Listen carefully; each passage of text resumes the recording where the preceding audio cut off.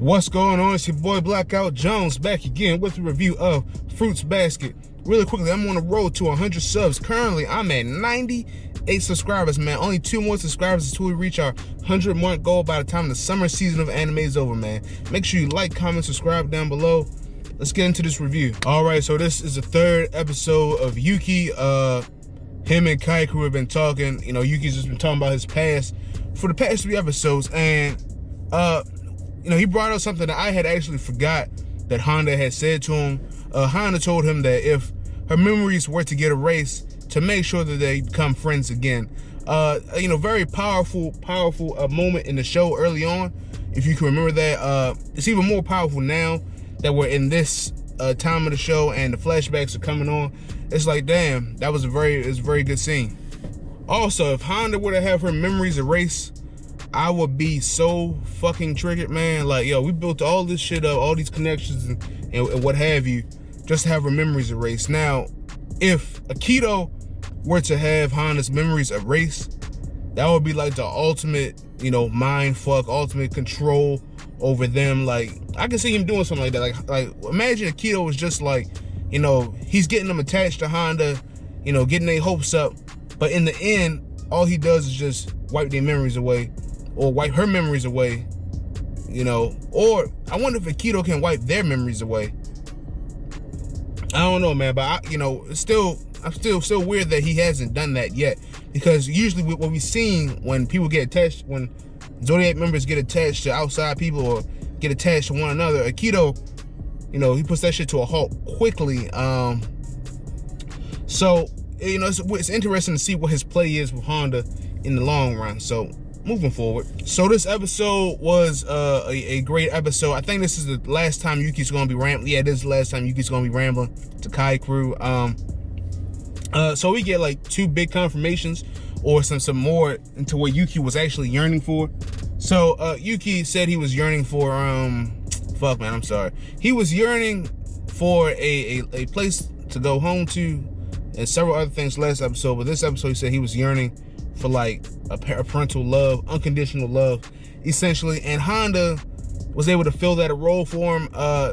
You know, as crazy as it sounds, somebody, you know, you're looking at somebody your age, or if not younger than you, being your parent, you know. But even Yuki said that, because he said that he, you know, felt weird when he was doing it. That's why he would try to, you know, act as she was like a regular woman. You know, he would try and do things, but it just didn't feel normal to him.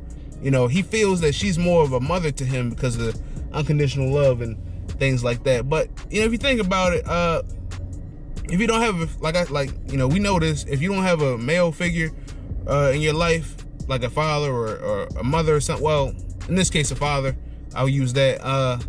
If you don't have a male figure in your life, you'll find one on the streets. There are men out here that will lead you if you don't have a male figure. Or in Yuki's case, he was looking for love, a motherly figure to love him. That's real, like, you know, we talk about daddy issues all the time. You know, they're looking for a man to love them unconditionally. But in this case, Yuki has mother issues. We haven't seen Yuki's father yet. I'm sure he'll come down the line eventually, sooner or later, because, you know, it takes 2 to make a thing go right.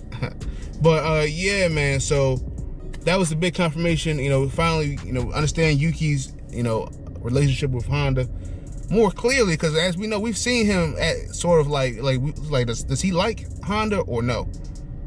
But now it's clear cut, other confirmation from Yuki that, you know, Kyo is in love with Honda, and Honda is in love with Kyo. Of course, Yuki said this because of the way they look at each other. So, you know, now that we know this, the scenes going forward between Kyo and Honda is definitely going to hit different. For me, at least. I don't know about y'all. It probably was still hitting for y'all, since y'all, you know, y'all seen the series. But the scenes between those two are definitely hitting different, because it's definitely the chemistry there. Because I know we was working towards there, but now that, you know, Yuki says it, it's like, finally. So now we're just, you know, just watching them progress. Also, and last but not least, from that monologue that Yuki had, what he wants to do, you know, now that he's been built up, you know, he's out of the darkness for a little bit, or he's out of his own shadow now, you know, he's out of his own head. He now wants to find his own purpose in life. So, you know, big ups to him. What is his purpose? Well, now that Yuki can somewhat love himself now, he can sort of provide love for others. So I feel as though between him and Maki, the girl that's in the student council, I think he'll build her up eventually, and the love cycle continues. That's what I think, but we'll get to them later. As far as this play goes, man, this play is going to be it's going to be a wild thing, man. I can only assume what's going to happen. I'm sure, I promise you, yo, I think that somebody is going to transform doing this play by accident, because they're going to be around a lot of people from the other sex, and if they touch them, it's Cinderella we still talking about. So I think might be a transformation coming soon. I don't know though. That's one of my predictions. But Honda being an evil stepmother, I think she is. That ain't gonna work, because she she tried to tell her friend that she couldn't have dinner that night, and Honda started crying. That's hilarious. But so play's getting rewritten mainly. It's going to be probably a lot of plot development coming through that. So yeah, Kyo is now all in on the script after Honda took the time out to ask for his role to be tweaked a little bit, so it'd be easier for him to get things done. Of course, we have the scene between Kyo and Yuki in the end, where Yuki said, because Yuki fucked with Kyo early. He said, Honda has that hat now. So I guess I think he asked Yuki if he still wants it. I don't think Kyo wants that hat at all. Mind you, I think that's one of the things is like Yuki's been trying to get this hat to Kyo for like some years now, but Kyo just won't take it back from him for some reason. Hopefully one day he'll take the cat back and he'll get over whatever they got going on. But that's just what it is between those two. At the end of the episode, Yuki's always holding Kyo accountable. He's trying to get him over his molehill or whatever. But Kyo, got very outraged because, Yuki was like, do you just like having Honda mad at you or whatever, people worrying about you and stuff like that? And Kyo had a flashback to when his mother said, that's how he likes things. He would be bored if, he didn't have somebody to hate. You know what I'm saying? But then Kyo went on this giant rampage, well, not a giant rampage, but he got, he started complaining, he punched a glass out the window. And, he said, Yuki, you have everything, blah, blah, blah, blah, blah. But at this point, Yuki still has a lot of problems going on because, he's still, his life is still in limbo as far as where he's going to spend the rest of his life, whether it be with Takedo or as a free man with Honda. So he has a lot of stuff on his mind still. Will he get through it? Hopefully so. But it's getting to the point to where as though, is Kyo blocking his own blessings, or his blessings being blocked still? Because looks like Yuki had to get over his own mental hurdles. Kyo still has a lot of mental hurdles to get over himself. But yeah, quickly after that, Yuki and Maki have a scene together. I need more of Maki and Yuki scenes, man, because they got something, and they got some chemistry.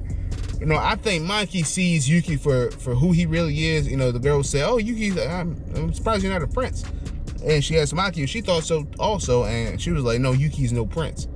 That wasn't a slight to Yuki or anything, but she just doesn't see Yuki. He's not a princely guy. It's not how he acts, But yeah, she sees Yuki for who he is, and Yuki sees her, because like people think she's just doing shit for no reason, But Yuki knows there's a deeper, more complex thing going on. So they definitely got some chemistry. I think Yuki is going to bring her up because she's very unhappy, or at least she looks very unhappy.